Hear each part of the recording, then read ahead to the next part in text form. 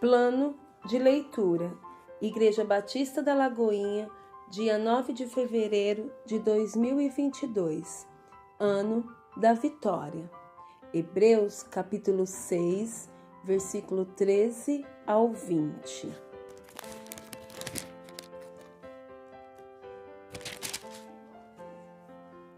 Pois, quando Deus fez a promessa a Abraão, visto que não tinha ninguém superior por quem jurar, jurou por si mesmo, dizendo: certamente te abençoarei e te multiplicarei.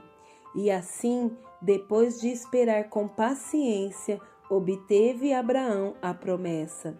Pois os homens juram pelo que lhes é superior, e o juramento, servindo de garantia para eles, é o fim de toda contenda.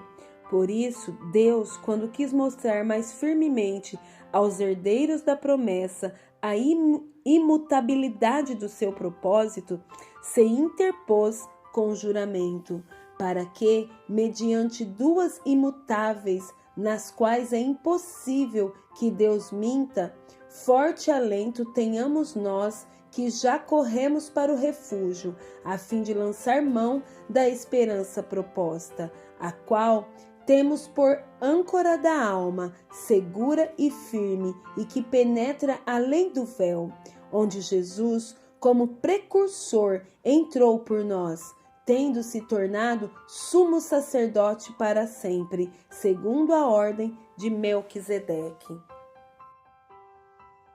Êxodo, capítulo 1 e capítulo 2. São estes os nomes dos filhos de Israel que entraram com Jacó no Egito. Cada um entrou com a sua família: Rúben, Simeão, Levi e Judá, Issacar, Zebulon e Benjamim, Dan, Naphtali, Gade e Asser. Todas as pessoas, pois, que descenderam de Jacó foram 70. José, porém, estava no Egito. Faleceu José e todos os seus irmãos e toda aquela geração. Mas os filhos de Israel foram fecundos e aumentaram muito e se multiplicaram e grandemente se fortaleceram, de maneira que a terra se encheu deles. Entre mentes se levantou novo rei sobre o Egito, que não conhecera José. Ele disse ao seu povo: eis que o povo dos filhos de Israel é mais numeroso e mais forte do que nós. Eia, usemos de astúcias para com ele, para que não se multiplique e seja o caso que, vindo guerra, ele se ajunte com os nossos inimigos, peleje contra nós e saia da terra. E os egípcios puseram sobre eles feitores de obras, para os afligirem com suas cargas. E os israelitas edificaram a Faraó as cidades celeiros, Pitom e Ramassés. Mas, quanto mais o afligiam, tanto mais se multiplicavam e tanto mais se espalhavam, de maneira que se inquietavam por causa dos filhos de Israel. Então os egípcios, com tirania, faziam servir os filhos de Israel. E lhes fizeram amargar a vida com dura servidão, em barro e em tijolos, e com todo o trabalho no campo, com todo o serviço em que na tirania os serviam.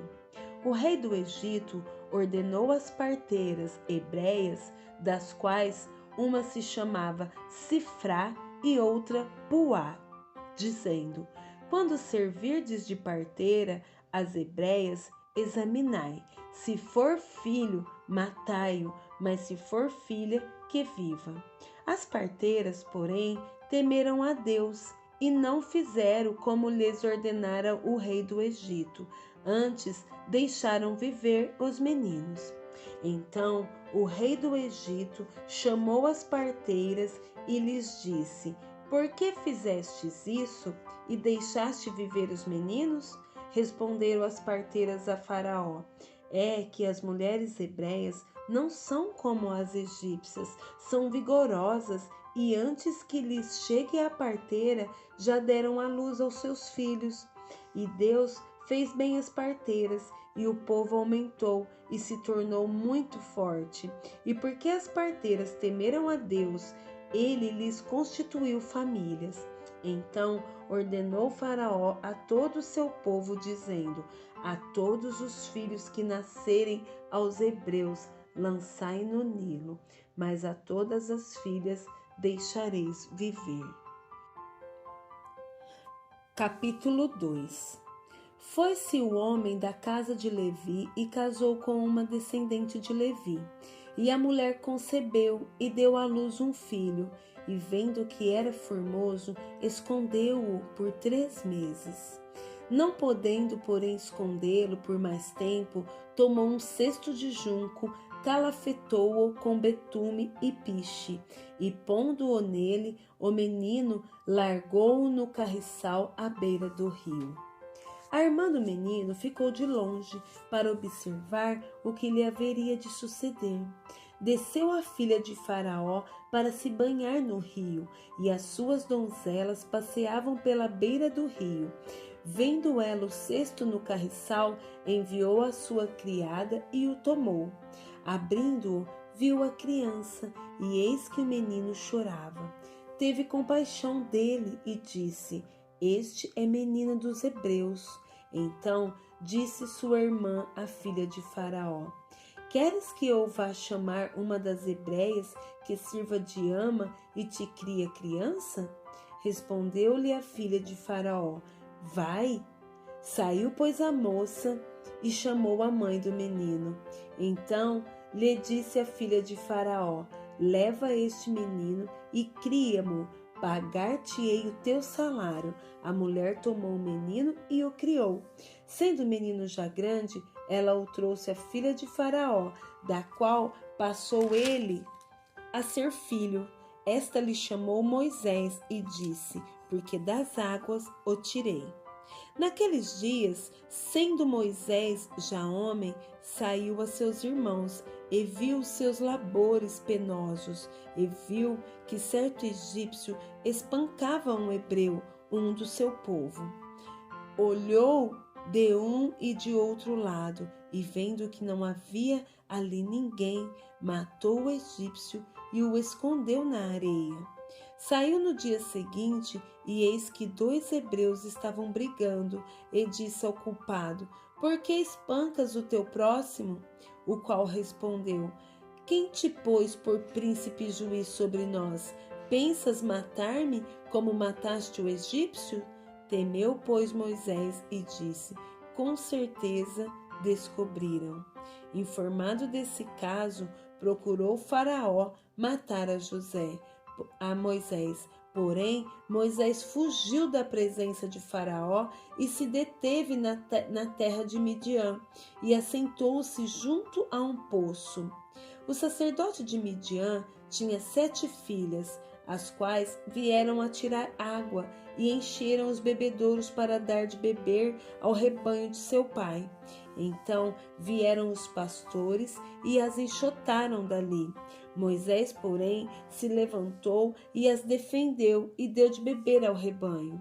Tendo elas voltado a Reuel, seu pai, este lhes perguntou: por que vieste hoje mais cedo? Responderam elas: um egípcio nos livrou das mãos dos pastores e ainda nos tirou água e deu de beber ao rebanho. E onde está ele? Disse às filhas: por que deixaste lá o homem? Chamai-o para que coma pão. Moisés consentiu em morar com aquele homem, e ele deu a Moisés sua filha Zípora, a qual deu à luz um filho, a quem ele chamou Gerson, porque disse: sou peregrino em terra estranha. Decorridos muitos dias, morreu o rei do Egito. Os filhos de Israel gemiam sob a servidão e por causa dela clamaram, e o seu clamor subiu a Deus. Ouvindo Deus o seu gemido, lembrou-se da sua aliança com Abraão, com Isaque e com Jacó. E viu Deus os filhos de Israel e atentou para a sua condição. Salmos 40. Esperei confiantemente pelo Senhor. Ele se inclinou para mim e me ouviu quando clamei por socorro. Tirou-me de um poço de perdição, de um tremendal de lama. Colocou-me os pés sobre uma rocha e firmou os passos. Ele pôs nos lábios um novo cântico, um hino de louvor ao nosso Deus. Muitos verão essas coisas, temerão e confiarão no Senhor. Bem-aventurado o homem que põe no Senhor a sua confiança e não pende para os arrogantes, nem para os afeiçoados à mentira. São muitas, Senhor, Deus meu, as maravilhas que tens operado e também os teus desígnios para conosco. Ninguém há que se possa igualar contigo. Eu quisera anunciá-los e deles falar, mas são mais do que se pode contar. Sacrifícios e ofertas não quisestes, abristes os meus ouvidos. Holocaustos e oferta pelo pecado não requeres. Então eu disse: eis aqui estou, no rolo do livro está escrito a meu respeito. Agrada-me fazer a tua vontade, ó meu Deus. Dentro do meu coração está a tua lei. Proclamei as boas novas de justiça na grande congregação. Jamais cerrei os lábios. Tu o sabes, Senhor. Não ocultei no coração a tua justiça. Proclamei a tua fidelidade e a tua salvação. Não escondi da grande congregação a tua graça e a tua verdade. Não retenhas de mim, Senhor, as tuas misericórdias. Guarde-me sempre a tua graça e a tua verdade.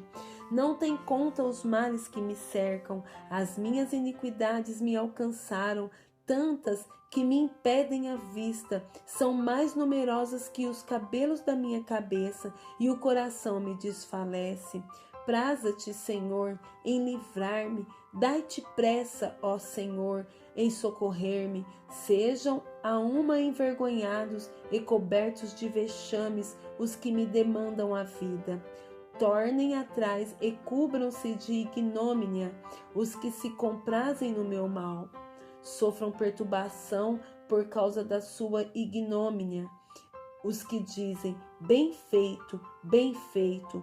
Folguem em ti, se rejubilem todos os que te buscam. Os que amam a tua salvação digam sempre: o Senhor será magnificado. Eu sou pobre e necessitado, porém o Senhor cuida de mim. Tu és o meu amparo e o meu libertador. Não te detenhas, ó Deus meu.